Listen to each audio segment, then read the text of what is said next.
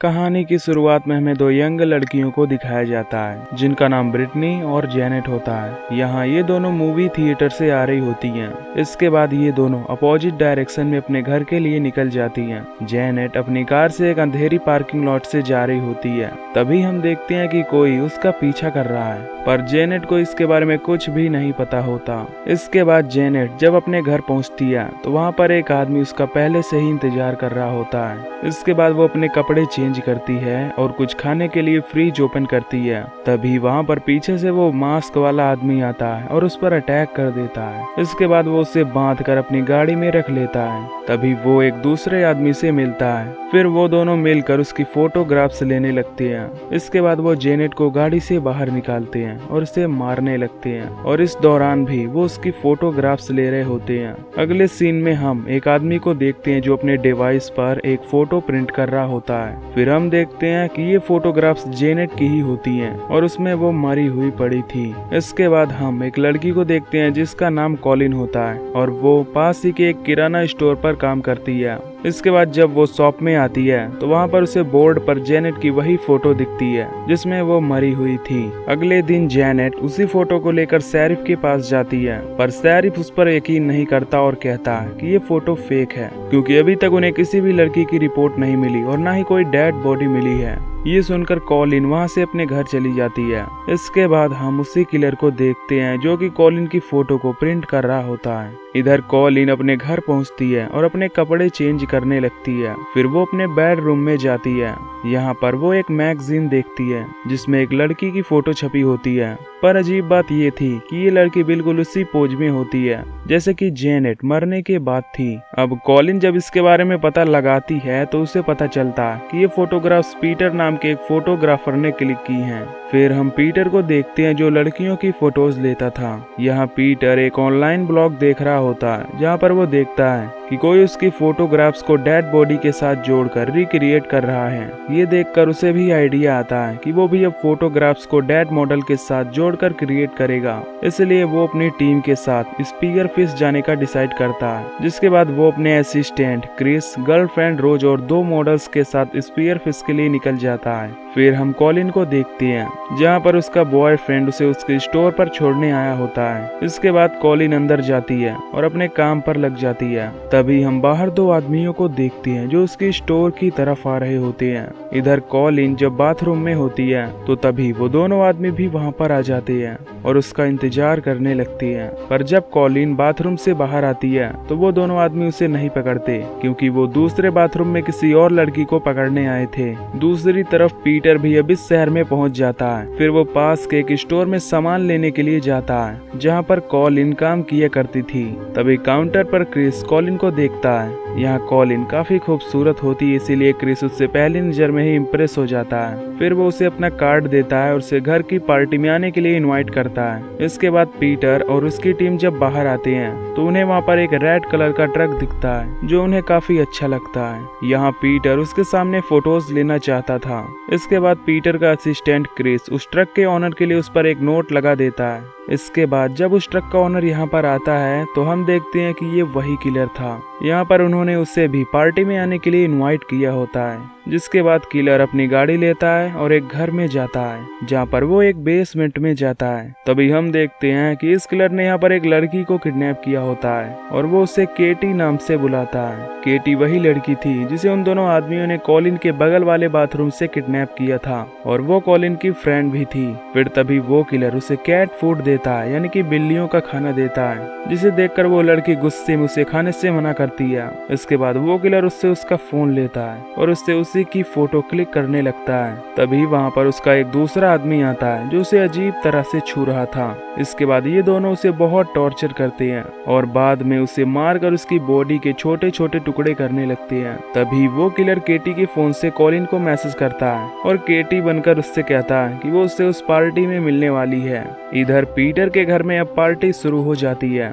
यहाँ पर उन्होंने और भी लोकल लड़कियों को इनवाइट किया होता है ताकि वो इन लड़कियों में से अपने लिए कुछ मॉडल सेलेक्ट कर सकें। तभी कॉलिन भी इस पार्टी में आ जाती है जहाँ पर पीटर उसकी लगातार फोटो लेने लगता है, जिससे वो काफी डिस्टर्ब हो जाती है और पीटर को धक्का दे देती है। ये देखकर पीटर की गर्लफ्रेंड उससे लड़ने लगती है, पर तभी क्रिस आकर उन्हें शांत करता है। अब कॉलिन को इससे बुरा लग जाता है और वो बाहर जाने लगती है, पर तभी क्रिस वहां आकर उससे पीटर की तरफ से माफी मांगता है। इसके बाद कॉलिन अपने गाड़ी के पास जाती है तो तभी उसे गाड़ी पर एक फोटो दिखाई देती है जो कि किसी लड़की की थी और उसके फेस को पूरी तरह से डिस्ट्रॉय कर दिया गया था। ये देखकर कॉलिन बहुत ज्यादा डर जाती है और पुलिस को कॉल करके पीटर के घर पर बुला लेती है।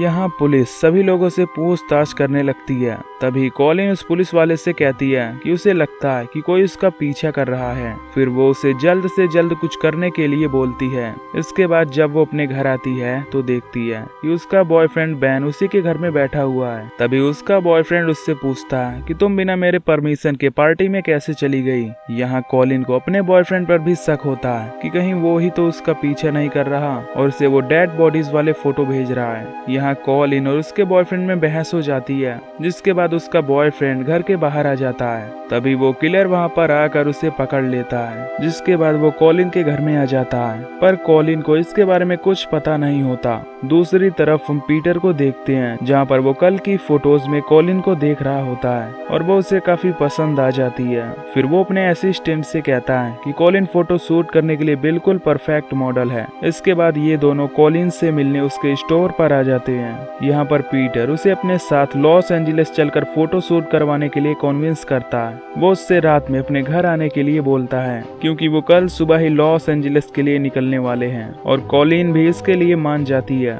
इसके बाद कॉलिन अपने घर जाती है और तैयार होने लगती है। फिर वो अपने बॉयफ्रेंड को मैसेज करती है कि वो कल लॉस एंजलिस के लिए निकलने वाली है, लेकिन उसका बॉयफ्रेंड अब किडनैप हो चुका था। तभी उस किलर को कॉलिन के मैसेज से पता चलता है कि कॉलिन कल लॉस एंजलिस जाने वाली है और आज रात वो पीटर के घर पर ही रहने वाली है। तभी उसके दोनों आदमी कॉलिन के बॉयफ्रेंड को भी मार डालते हैं। दूसरी तरफ पीटर के घर पर सभी लोग निकलने के लिए तैयार हो रहे होते हैं। इसके बाद हम देखते हैं कि किलर के दोनों आदमी भी अब पीटर के घर पर पहुंच चुके हैं। यहाँ पीटर अपनी गर्लफ्रेंड के साथ स्विमिंग पूल में एक नाइट शूट करना चाहता था, इसलिए वो अपनी गर्लफ्रेंड के साथ घर से बाहर आ जाता है। फिर उसकी गर्लफ्रेंड अपने कपड़े उतारकर स्विमिंग पूल में कूद जाती है और पीटर उसकी फोटोज लेने लगता है। लेकिन तभी वो दोनों आदमी उसके पीछे से आते हैं और उसे चाकू से स्टैब कर देते हैं, जिससे पीटर बेचारा मारा जाता है। जिसके बाद अब वो दोनों उसके गर्लफ्रेंड की फोटोज लेने लगते हैं, पर इसके बारे में उसकी गर्लफ्रेंड को अभी भी कुछ नहीं पता होता। तभी दूसरा किलर वहां पर आता है और उसके पीछे से उसकी टॉवल से उसका दम घोटकर उसे मार डालता है, जिससे पीटर की गर्लफ्रेंड भी मारी जाती है।